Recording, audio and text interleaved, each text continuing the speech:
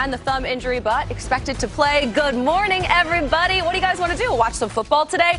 Excellent. You are in luck. I'm Colleen Wolfe, and we have a huge day ahead of us. Steve Smith Sr., Maurice Jones-Drew, and Michael Irvin are rocking with us on this Saturday, and we're glad that you are too. So Week 16 started yesterday, kicked off with the feast of Alvin Kamara, and what a day it was for him. 6 touchdowns in the Saints' 52-33 win over the Vikings. They take the division, they eliminate the Vikings in the process, send them home, and Alvin Kamara had himself a day. 22 for 155, averaged 7 yards per carry. It was a beautiful thing to watch. So the Saints, they are division winners. Everyone else are elsewhere here in the NFC. The Bucs are 9-5 and currently the 6th seed in the playoff picture. If they beat the Lions today, they clinch their first playoff spot since John Gruden was the head coach back in 2007. But these slow starts, why do they keep happening? It happened again to the Bucs. Once again, they had to rally back last week against the Falcons, down 24-7 in the third. Tom Brady stormed back, ending with a touchdown to Antonio Brown to eventually beat the Falcons 31-27. Sound familiar there? Never a slow start, though, for us, thanks to Steve Smith Sr., Michael Irvin, and Maurice Jones-Drew in the house today. I hope Santa brought you guys everything that you wanted. I'm sure the Bucs had a few things on their list. Faster starts definitely should have been at the top of their list. They've trailed in the first half of 8 games this season. MJD, why are they so inconsistent? Well, there's a book written by Malcolm Gladwell called Outliers where he talks about 10,000 hours to perfect something. Well, they didn't get that in the offseason. You didn't get OTAs. You didn't get training camp. You're trying to learn a brand new system. You have a new play caller in your ear. Tom Brady was in New England for 20 seasons, and now all of a sudden you have to learn a new offense. It's like me trying to learn Spanish or French. I'm not going to be good at it, right? All I can say is oui. And that's pretty much what you're seeing on the slow start. But as the game gets going on, him and his play caller start to get on the same page, and they start to put up points. And that's what you're looking for. Again, as the more reps they get in practice, the more reps they get in games, we know that they'll play better throughout the playoffs. To speak on that, yo no sé, because that is Spanish, I don't know. And one of the things that the Tampa Bay Buccaneers have struggled with is their true identity. You've heard Bruce Arians say they don't script their first 15. Now, whether that's true or not, the point is what we see on the film does not equal up to what we have expected. We've been talking about this Tampa Bay Buccaneers team for extremely long time, since March, April, since the acquisition of Tom Brady. And the only thing we've gotten out of it is inconsistency, which means they have a lack of identity. And the identity was brought up by bringing in Tom Brady. But what we see on the football field is not a Tom Brady-esque type of offense. So I believe they can get back on track. How long will it take, and will it be 2021 season when they finally figure it out?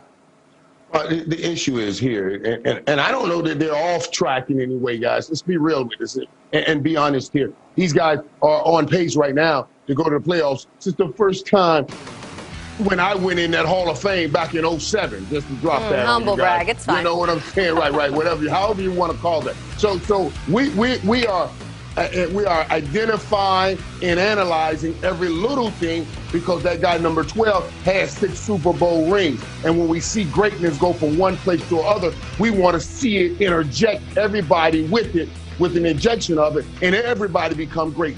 But it takes time, as Maurice Jones-Drew was talking about. Imagine this in a less interconnected game like basketball, and you get stars like LeBron James, Chris Bosh, and Dwayne Wade together. And it takes time for them to gel. And football is a more interconnected game. Trust me, I believe, especially since that bye, that the Tampa Bay Buccaneers will be okay going down this stretch and into the playoffs. They've been okay so far. Tom Brady's been able to get them back in it, but you don't want to keep putting your quarterback in that situation, because the competition's only going to get tougher from here on out. But maybe today is the day the Bucs get it going early against the worst Situation now on their defense. way to the playoffs for the first time since '07. I know it. I know we it. should be throwing a ticker tape parade for this team right now. That's what I'm talking about. Okay, Colleen, take it and do what you have to do. Well, listen, if they get that 5 seed too, they'll be playing the NFC East, so we know how that goes.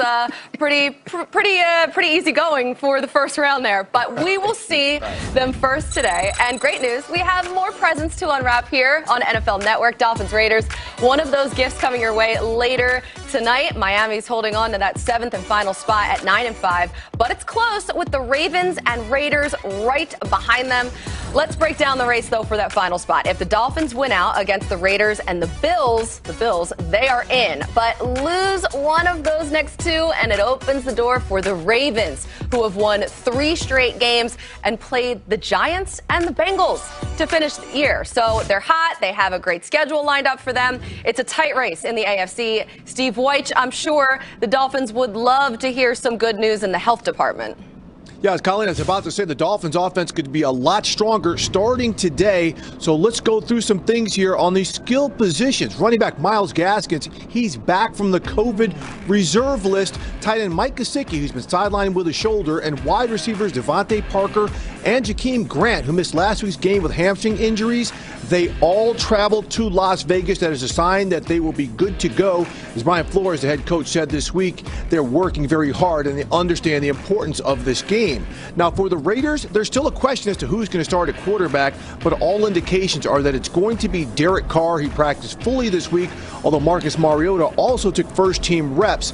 Now, Flores said he's preparing for both quarterbacks just in case, Colleen. John Gruden just keeping them guessing there in Vegas. We'll see who the starter is tonight, but we see Mike Evans right there. We are off and running. It's the first game of the day. We got Lions and Bucks. What will we see from this guy? Week for the Lions as we send it out to Sarah Walsh in Detroit. Hey, Sarah. Good morning, Colleen. Tom Brady is back in his old stomping grounds in Michigan with his star-studded Bucs offense. So I think it's probably safe to say that Robert Prince never expected to be making any headlines today. Prince, in the last 48 hours, went from being the Lions wide receivers coach to filling in and being the main man for Darrell Bevell. Bevell is one of 5 Lions coaches that has been ruled out due to COVID protocols. Now, Prince has no head coaching experience at any level. And as for all the contingency plans that Bevell has had to come up with this week, he said, hey, it is the times we are living in. You have to be ready for everything and adjust, Colleen. I cannot imagine being in their position this week watching the game from home, Sarah. That's like next level FOMO for this coaching staff. So will the Bucs take advantage of this situation going on in Detroit?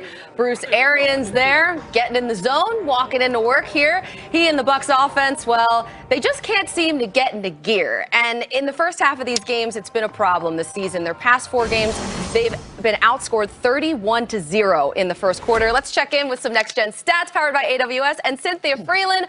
Look at how Christmassy we are. We're basically Alvin Kamara's cleats today. So, Cynthia, these slow starts, it's the big question hanging over the Bucs right now. How fast can they start today?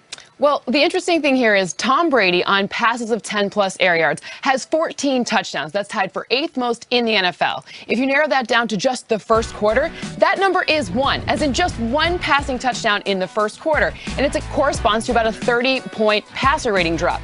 And then if you look to see where the Lions rank in this metric, they're 9th worst at defending 10-plus air yard passes in any quarter. And also in the first quarter, they're 116.7 in quarter 1, meaning Tom Brady is going to need to target the second and third level if they're going to get off to a fast start. We'll see how it goes with Evan Rothstein there, the research assistant calling the defensive plays for Detroit. How good, or really maybe I should say bad, are the Lions at defending passes of more than 10 air yards? Yeah, so I told you that those 2 levels, I told you that it's about 112 in every quarter and 116 in the first quarter alone. This means that Tom Brady has some great opportunities. This linebacking core and the secondary, they are very targetable. This is an opportunity for Tom Brady to get out to a fast start today.